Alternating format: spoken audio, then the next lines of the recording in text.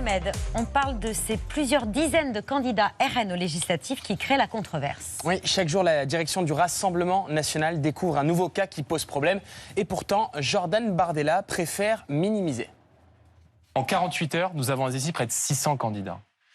Qu'il y ait 1, 2, 3, 4, 5 brebis galeuses dans une organisation humaine, dans un mouvement politique, comme dans tous les mouvements politiques, Bardella, on va faire la liste. C'est des erreurs de casting. Tous ceux qui tiennent des propos qui ne sont pas conformes à mes convictions, à la ligne politique que je porte, à la ligne politique qu'a toujours défendue Marine Le Pen et que j'ai toujours portée, qui a été irréprochable, seront mis à la porte. En fait, ils sont beaucoup plus nombreux que 5 cas. Suite à la dissolution, le RN s'est retrouvé avec beaucoup plus de circonscriptions gagnables qu'il y a 2 ans et a donc dû placer à la hâte des candidats dans bon nombre d'entre elles. Plusieurs enquêtes journalistiques révèlent qu'au moins 80 candidats RN poseraient actuellement problème. Dans la première circonscription de la Mayenne, la presse locale a révélé que la candidate Annie-Claire Jacoudbel avait pris en otage, armée d'une carabine, l'employé d'une mairie en 1995. L'état de siège a duré 3 heures autour de la mairie d'Ernée.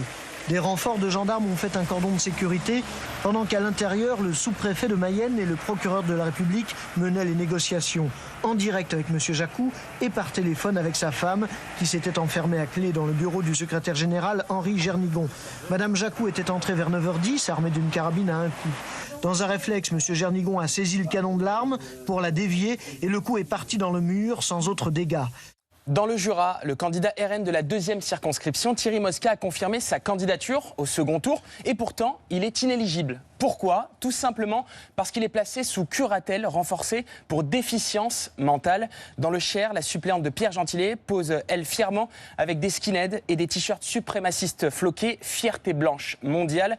Dans la première circonscription du Haut-Rhin, le candidat d'extrême droite annonce sans sourciller qu'il doute que la phrase de Jean-Marie Le Pen « Les chambres à gaz sont un point de détail de l'histoire » soit antisémite. Il tente même de le réhabiliter. Jean-Marie Le Pen a 96 ans. J'espère qu'il peut apprécier ce qui se passe en ce moment-là. Mais c'est une personnalité qui m'a inspiré dans ma jeunesse. C'était ça vous inspire. Une grave erreur de communication et surtout de compréhension du camp adverse. Je ne pense pas que c'était une remarque antisémite, madame. C'était un très mauvais choix de mots. Le mot détail était inadmissible dans le choix de mots. Et donc vous dites que ce n'est pas antisémite ce qu'il a dit là? Moi, j'ai encore des doutes actuellement. Alors mon adversaire a tenu des propos qui me choquent et des propos d'ailleurs qui choquent également beaucoup mes concitoyens. M. Bardella a tenu exactement les mêmes propos que M. Gnadich il y a 6 mois. C'est profondément ancré au sein du Rassemblement national qui garde la même idéologie raciste, antisémite que le Front National des années 80 et de M. Jean-Marie Le Pen. On vient tout juste d'apprendre que SOS Racisme et la LICRA portent plainte pour négationnisme contre ce candidat RN dans le Bas-Rhin. Je précise qu'à chaque extrait que nous diffusons, temps de parole oblige, nous diffusons également le candidat du camp opposé. Dans la première circonscription de Mayenne, ici, la candidate du RN n'aurait pas pu trouver pire argument pour se défendre d'être antisémite.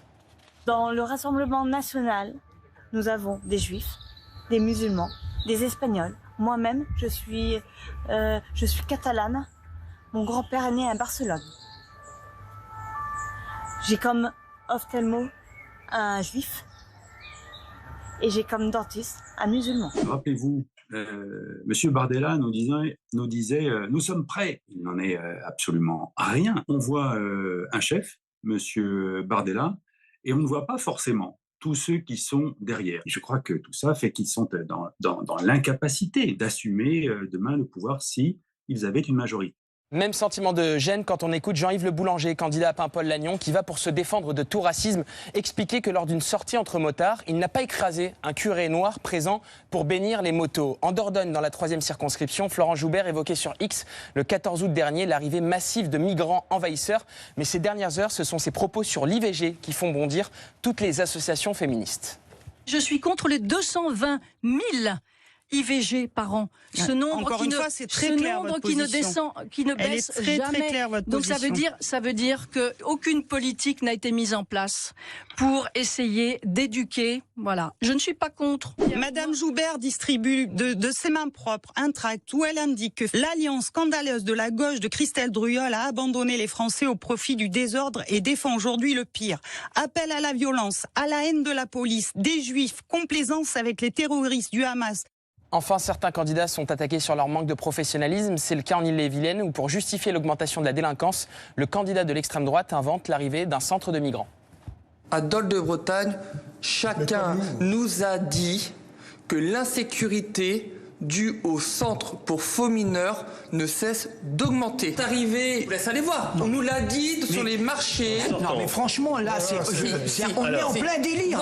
Ils ne sont pas arrivés. Je suis conseiller départemental. Ils ne sont pas arrivés. C'est un mensonge. Mais bon, vous n'êtes pas ça près puisque vous faites que de mentir depuis le début de votre campagne. Je ne vois pas comment monsieur peut qualifier ces gens de faux mineurs. On a un large soutien de la population doloise. Non, il n'y a pas du tout de fatalité sur le territoire.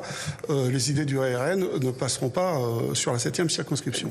Près d'une trentaine de candidats RN en lice au second tour des législatives ont annulé leur présence au débat proposé par les différentes rédactions de France Bleu. Du jamais vu m'a confié un dirigeant de la radio. Une chose est sûre, une de ces candidatures n'embêtera pas les cadres du RN. Élodie Babin, dans la 2e circonscription du Loiret, elle est arrivée en tête au premier tour, mais personne ne l'a jamais vue. Selon la presse locale, elle n'a participé à aucun meeting, aucun tractage, aucun débat. On ne l'a jamais vue. Elle n'habite même pas la circonscription qu'elle souhaite représenter. Son compagnon a justifié son absence depuis le début de la campagne. Elle avait le Covid. Marine Le Pen ouvre, elle, la voie à des sanctions, défend la candidate de Mayenne ayant parlé de son ophtalmo juif, mais fustige, comme toujours, les journalistes. Il y a des propos qui sont inadmissibles et qui, très certainement, entraîneront des sanctions. Il y a aussi des propos, mais qui sont des maladresses. Voilà. Vous pensez à quoi, ça? Qu'est-ce qui est une maladresse? Je pense, par exemple, à la jeune femme à qui on met un micro, une caméra. Ce sont des braves gens qui voient arriver, les grands inquisiteurs de la presse. Montrez-nous, prouvez-nous que vous n'êtes pas sorcière. Elle dit, comment on fait la preuve d'un fait négatif? Prouvez-nous que vous n'êtes pas raciste. C'est vrai que c'est maladroit, l'argument qu'elle sort, mais objectivement, c'est pas une preuve de racisme, ce sont des braves gens. Je précise que nous avons fait le même travail la semaine dernière avec les candidats du nouveau Front Populaire.